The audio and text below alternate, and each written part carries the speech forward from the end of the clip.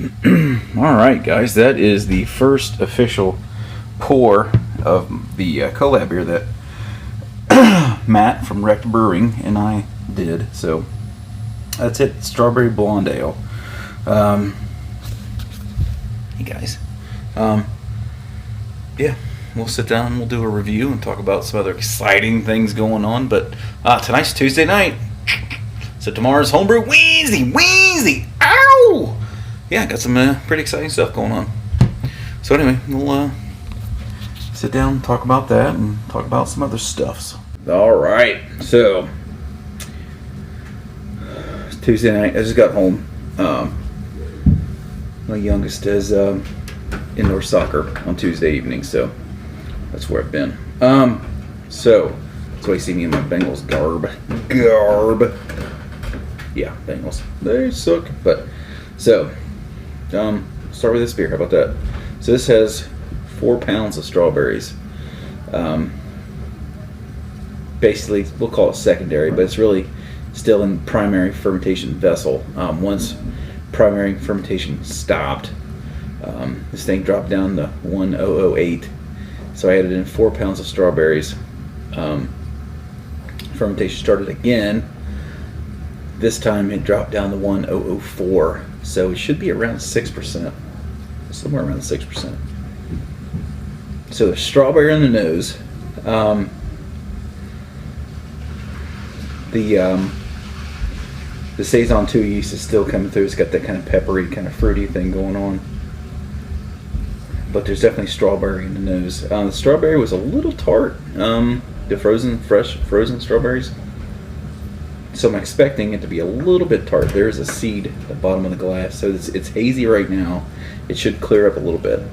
This is the very first pint. I've not tasted this in several days. I pulled a gravity sample probably 4 days ago. And there's very little to no strawberry in the taste, but the smell is good. The smell is still pretty good. There's still a lot of strawberry in the nose, but the yeast, it's a Saison yeast, so it's really dominating the smell. I went with Denali and Brew One hops, so that's not really the same kind of fruit. Denali and Brew One should give me more of a citrusy kind of flavor. But Brew One will give you a little bit of a berry essence, kind of a little bit, but this smells good.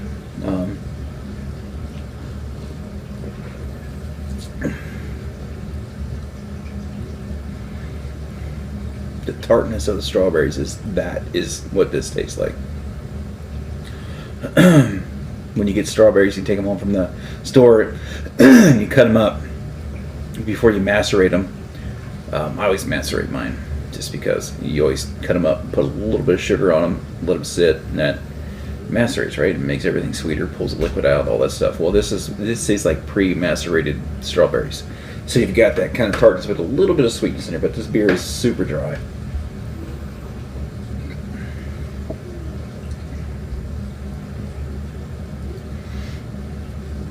But there's strawberry. There's a ton of strawberries in that. But the yeast is still very dominant here. But all in all, I don't know what it's going to taste like 6 or 8 pints from now, a week from now, whatever. Just the initial taste, the initial smell, everything's turned out pretty much what Matt and I expected, what we wanted.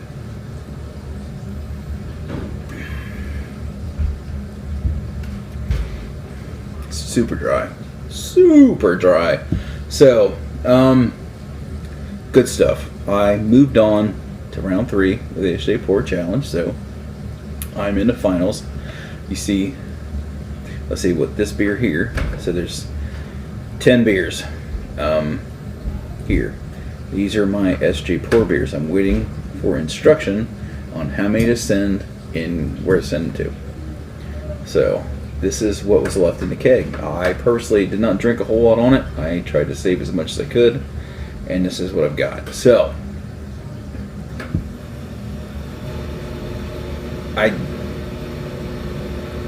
for whatever reason, I thought I was going to have time to rebrew if I wanted to, but I don't have time to rebrew because the beer's got to be to my hub by the 22nd, which is next week, right?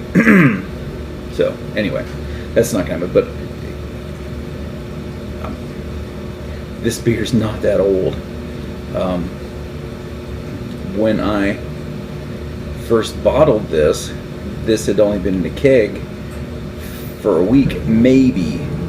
I turned this thing from grain to SJ's house in a little over 3 weeks. Uber fresh. So should still be good. Still should be super fresh. I'm not telling you what it is. No particulars about it, other than that it's made with malted hops and yeast. Malt, hop, and yeast. Water, of course, but that's it. So yeah, now I need to rebrew. I need to brew something. I got one empty tap. I went ahead and I bought some grains to rebrew this before I realized I don't have time to rebrew. So I've got some grains.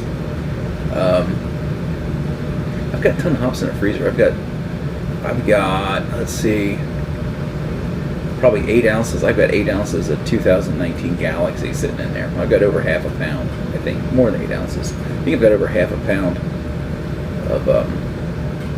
of 2019 Galaxy in there. So I want to do that. I want to use that. I want to make a big hazy juice bomb, probably 7%, maybe 7-ish. That's my power range there.